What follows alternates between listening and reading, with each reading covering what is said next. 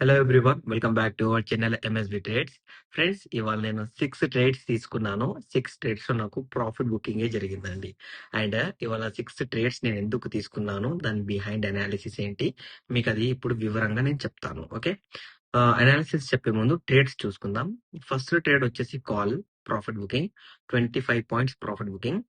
And second trade వచ్చేసి call 24 points profit booking.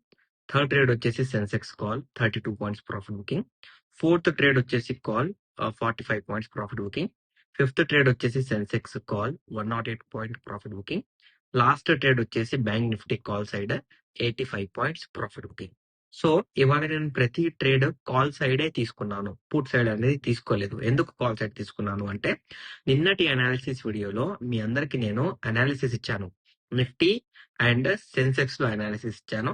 Bank Nifty అయితే direct breakout level ఉంది, trend reversal zone ఉందని చెప్పాను.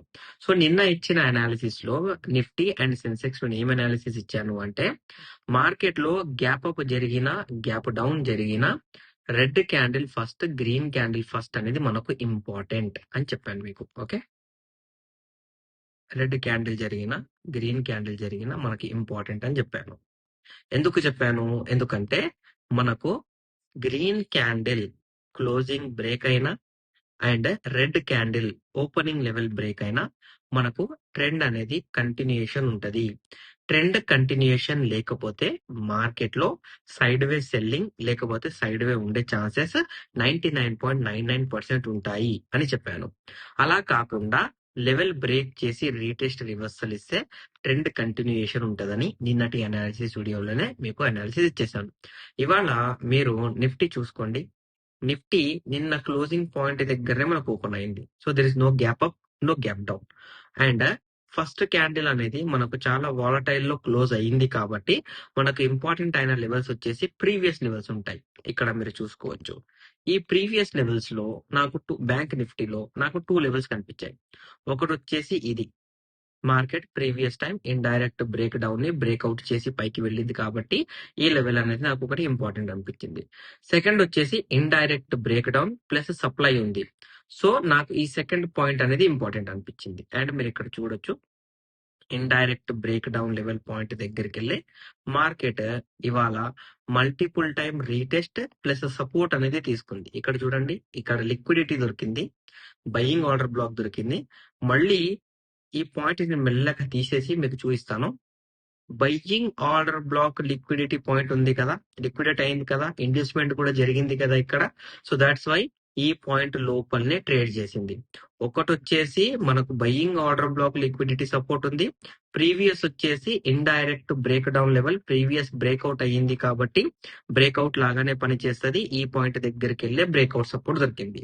సో ఇప్పుడు మీరు నా ఫస్ట్ ట్రేడ్ చూడండి. ఫస్ట్ ట్రేడ్ నాది సెన్సెక్స్ లో, ఇమీడియట్ సెకండ్ ట్రేడ్ బ్యాంక్ నిఫ్టీలో కూడా ఇచ్చాను నేను. ఓకే, తీసుకున్నాను నా లాస్ రికవరీ గ్రూప్ లో. ఓకే, కొంచెం ఇక్కడ బ్యాక్ వెళ్ళిపోదాం, కొంచెం బ్యాక్ వెళ్ళిపోదాం.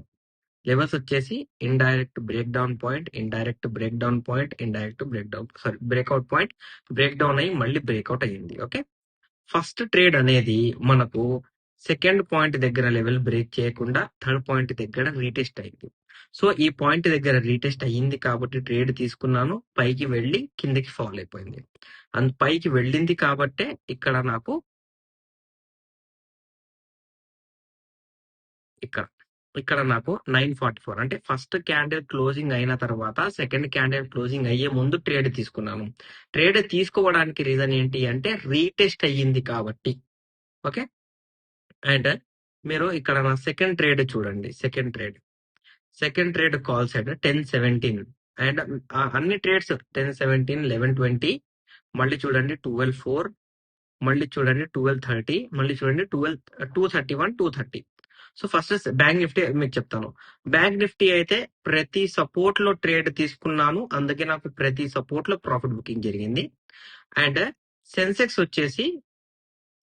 వచ్చేసి ఇక్కడ ఈ పాయింట్ దగ్గర నాకు ఇక్కడ మీరు అబ్జర్వ్ చేసుకుంటే it's a selling order black plus selling invalid order black. So invalid order block level చేస్తేనే కదా మనకు సెల్లింగ్, లెవెల్ బ్రేక్ చేయలేదు. సో దట్స్ వై నేను ఈ ఇన్ బిట్వీన్ పాయింట్స్ లో ట్రేడ్ తీసుకున్నాను. ఎండ్ ఆఫ్ ది డే ఇంత పైకి వెళ్ళి నాకు 108 పాయింట్స్ ప్రాఫిట్ బుకింగ్ ఇచ్చింది. మరి బ్యాంక్ నిఫ్టీ ట్రేడ్ ని ఎందుకు తీసుకున్నాను అంటే సేమ్ సపోర్ట్ పాయింట్ దగ్గర తీసుకున్నాను కాబట్టి డైరెక్ట్ వెళ్ళి ప్రాఫిట్ బుకింగ్ ఇచ్చేసింది. సో ఈ వీటిలో నేను 2 ట్రేడ్స్ తీసుకున్నాను. ఒకటి ఇండైరెక్ట్ బ్రేక్ డౌన్, ఒకటి వచ్చేసి previous indirect break down plus present day liquidity తీసుకున్నాను. సో దట్స్ వై ఇవాళ 6 ట్రేడ్స్ లో నాకు above 300 points complete profit booking అనేది జరిగింది. ఓకేనా అండి?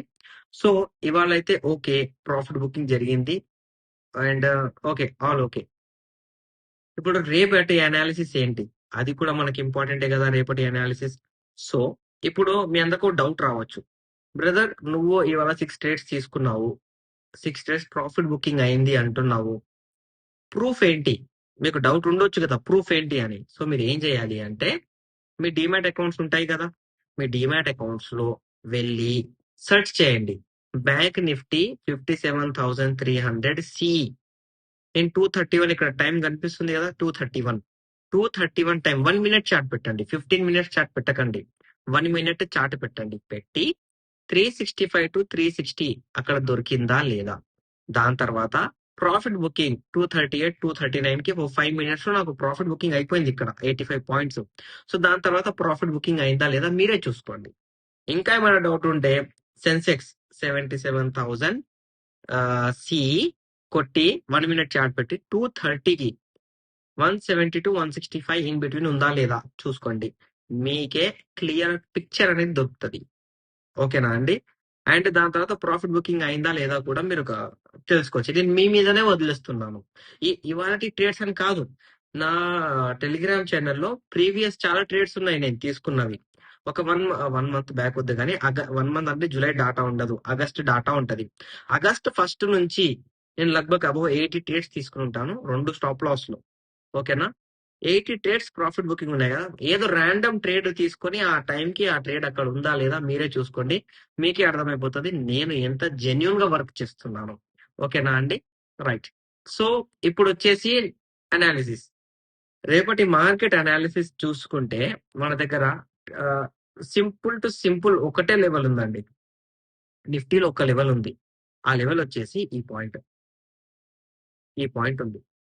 ఈ పాయింట్ ఎందుకు ఉంది అని అనుకుంటే క్లియర్ గా మీకు చెప్తాను.